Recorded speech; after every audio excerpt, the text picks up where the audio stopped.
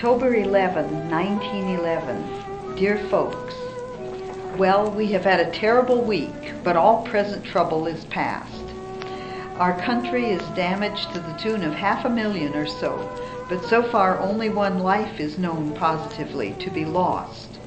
To begin with, for a week or more preceding October 5th, we had had some rain every day. October 4, rain began at 11 in the forenoon and continued a steady downpour until the next forenoon. Again that evening we had a shower. The train Thursday, October 5th, was delayed in getting down here on account of the landslides on the track occasioned by the heavy rains, so that it was 6:30 p.m. when it left here for Durango. When Ted came in to supper about 6:45, he said messages from Durango and above reported the San Juan River steadily rising. Of course, that would not affect the railroad, you know, and so as the San Juan generally stays where it belongs, we really had nothing to worry about. Only I could not sleep because the roaring of the rivers made such a terrible noise. In the morning, the noise was so loud that here in our tents on the mesa, one could hear the roar above the cooking noises, the children, and everything. Ted had no sooner reached town than he phoned up to tell us all to come down to see the sights, worse than ever known, he said. We went down. The Las Animas River had risen until it was over the railroad track, clear up to the foot of the electric light plant. The fairgrounds was under 6 or 8 feet of water, not just quiet standing water, but a raging torrent. We drove down to Mr. Fritz to see the San Juan. You remember the road across the railroad track to the river, don't you? Well, when we got to the top of the hill, where the road winds around the hill and crosses half a mile of bottomland before it reaches that San Juan suspension bridge, we stopped. The water had risen to the foot of the hill and was about 8 feet deep all over that bottom. There was, of course, no sign of a road, fence, or anything except a few trees. The bridge, that beautiful, expensive bridge of which San Juan County was so proud, was completely gone, only the piles on the opposite side left. I looked down toward the mission, but heavens, it was all a roaring sea down that direction. No sign of a building. When we returned to town, we found people there who had been down on the bank right across from the mission, and they reported the mission buildings all gone, one man seen to drown, and another still standing on a piece of a building. This was early in the morning, and that poor fellow and his dog stood there until about 1:30, when the cement, this was a piece of the new cement block building built since you were there, crumbled away and he went down. His dog floated on a piece of the floor down the river. Imagine the suspense, the hopelessness of the people on this bank who could not help the man, could only stand there and see him die. Over on the peninsula, which was mostly underwater, Mr. Jones had been notified by phone the evening before to get out, that the rivers were rising, but he laughed. However, he sent his family over to town while the Animas Bridge was still passable. He himself stayed, and in the morning the onlookers saw him literally up a tree.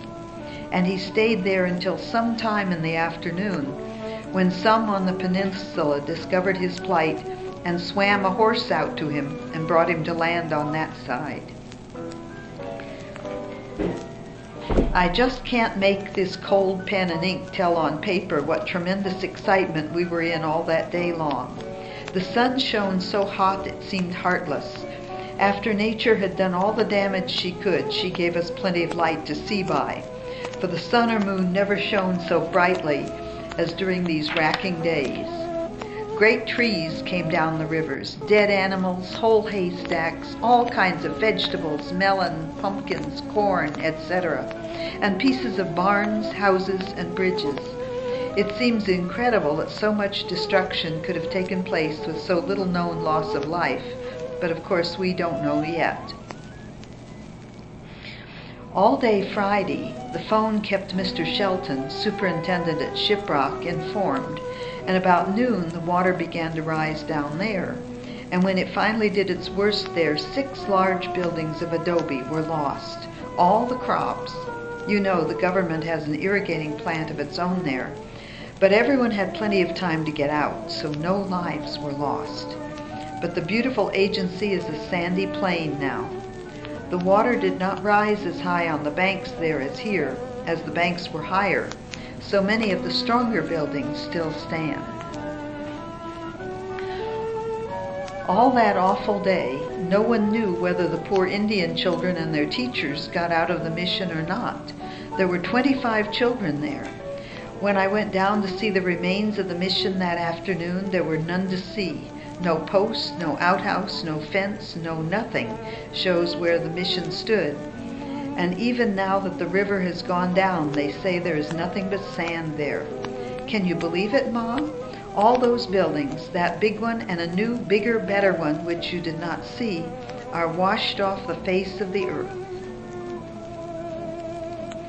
Saturday forenoon, everyone down the river below here was watching for bodies, for the superintendent of the mission had been seen to go into the water at 6 o'clock from 3 miles down the river. Word came that he was on a little island in the San Juan alive.